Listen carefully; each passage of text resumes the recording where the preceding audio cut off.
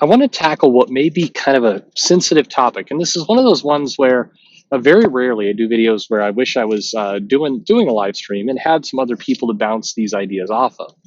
I'm not sure who the audience would be, but this is one of those topics that kind of would fit that. And it's basically it's does there's this perceived arrogance within between comic fans and comic creators. The comic fans believe the comic creators are arrogant, and they're turned off by that. But why is that? Somebody who's within a business, whether it's your a restaurant or a gas station or anything, there is proprietary knowledge within that business. There are people who are employees. Why is it that comic books in particular seems to have almost this drive of pushing people to get into comics, and then you're successful, but then there's this brief window where you transition from people being happy for you to being jealous or angry of you? And what do people who make it in do to encourage this? This is a long opening, but let's get to it.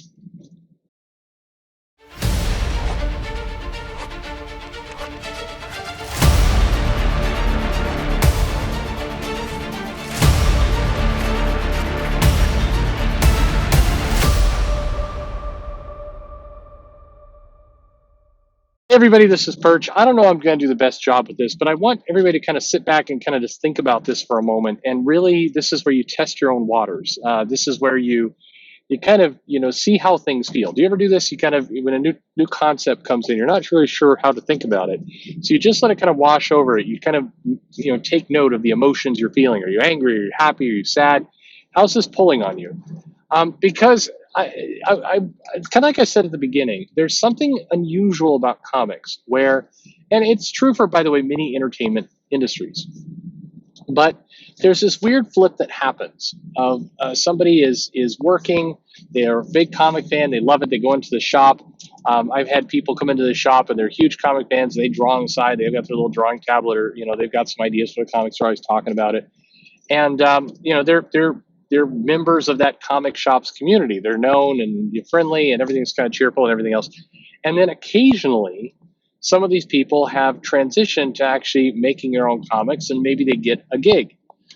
There was a guy who got a gig at Dark Horse as an editor back in the 90s. And I always remember this because over the course of about 2 months, the perception of this person within the comic shop went from, oh man, you should work in comics someday. You really know what you're doing. And I hope you work in comics someday. And people were genuine about it. And then when he got the job in comics, it transitioned to, that guy's a dick. His head's so big, and he's he doesn't talk to the common people anymore. But he did. The guy, he would come in and he would still talk to the quote unquote common people. There were there was one thing I'll throw in this is there's an expectation, I think, that once this guy got in, he would start to kind of, I don't know, give secret things out to the other customers and everything else. And I mean, that's not how it works. When you get a job and you're pledged to secrecy about certain topics, or, you've got confidential proprietary information, you have to keep it. And I know that's a rough transition for some, but you pick up on this in comics and not so much in other fields. Even sports, the guy who goes from becoming a, just an athlete in their school to a professional. There certainly is some jealousy and some other things that come up here, but I don't want to label this so quickly as jealousy, because I don't think it's necessarily jealousy. I don't think it's that the fans are just all bitter and they didn't make it, so they are all angry at these people who do. But there's this strange divide that seems to crop up, and I think both sides are responsible to some extent. I think sometimes the fans have unrealistic expectations, like that example of believing that these friends of theirs that are now quote unquote insiders are going to give them free things or reveal information that's secret, which isn't going to happen. Or I think there's kind of unrealistic expectations or attitude changes happens on the creator side, or the people who get into the comic industry, where it's like now that they're in, they kind of almost expect to be treated at a higher class. I mean, if you think about it, if you have a sporting goods shop, it's not common that pro athletes come into that sporting goods shops and like sign autographs and things. I mean, it can happen, but it's not pretty common. In comics, the idea that a creator, a writer, or an artist would go visit a comics shop, I mean, it's like, oh, it's a celebrity level event. We're going to do some signings, and so I think that ego kind of goes to people's heads as well, and I think that's an interesting factor. But when I try and think about other industries, you definitely see it in the creative side. You see it with books, you see it with movies, you see it in those areas. But generally speaking, you don't have this strange flip.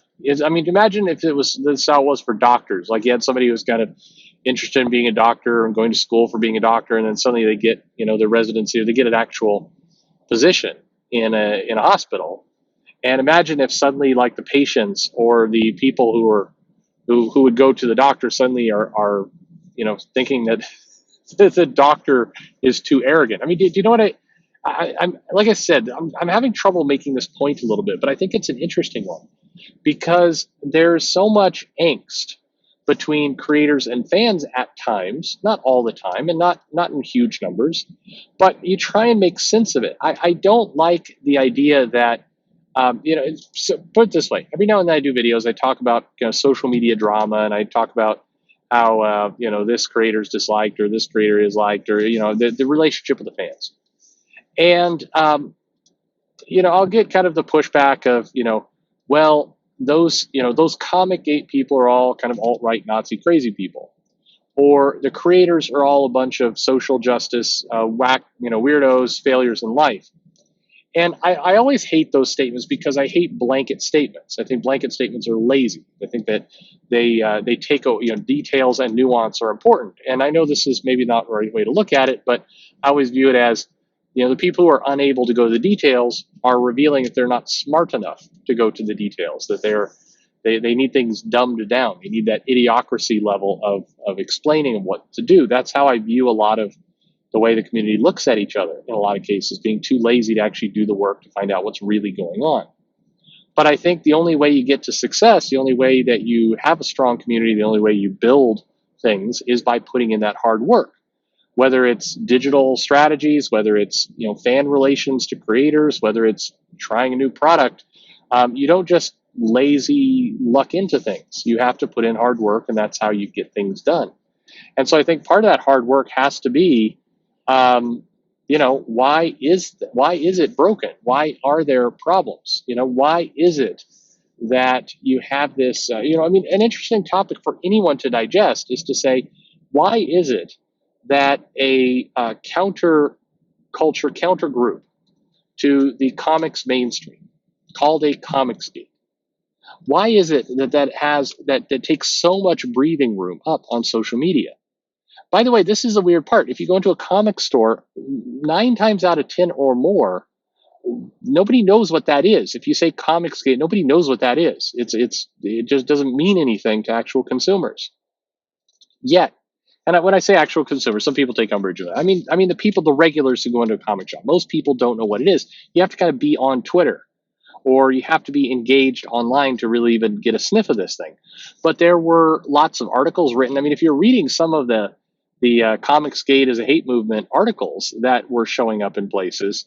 I think the Atlantic had one. I mean, they were in big places. You search on this, there's lots of articles that are written about this. And I think, isn't that strange? Because it's people will describe it as a fringe movement. Nobody really knows about it. And if you go to a comic shop, that checks out. Not a lot of people know about it. But if not a lot of people know about it, and it's a fringe movement, it doesn't really matter. Why are there so many articles and attention? Why is that happening? Because I think whether you're pro, anti, tangential, perpendicular, whatever you happen to be, adjacent, wherever you sit in all this, there's one common fact most people can agree on, I think, and that's this level of discord, this level of disagreement, this level of conflict is not healthy. So why, what will it take to solve it?